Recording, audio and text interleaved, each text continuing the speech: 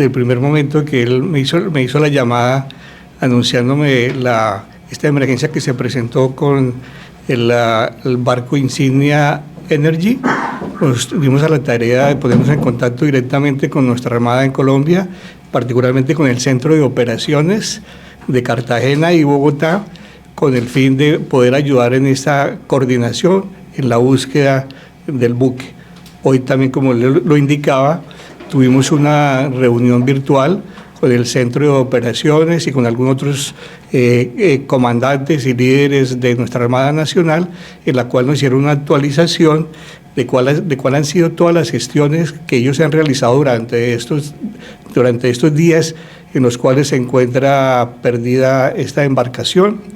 y actualmente están haciendo todas las gestiones necesarias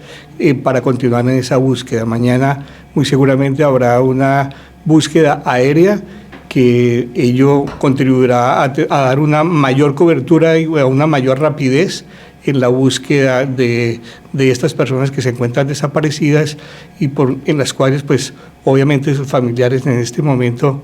están sufriendo de una manera muy importante. Colombia y nuestra Armada continúa haciendo ingentes esfuerzos para lograr la búsqueda y el rescate de estas personas que se encuentran desaparecidas. El Consulado de Colombia está atento a coordinar todo lo necesario, tanto con el gobierno, con el primer ministro, que ha estado muy al tanto y ha estado muy dispuesto, y hemos estado conversando en varias oportunidades. Estoy seguro que esto lo ha afectado muchísimo y ha estado al frente de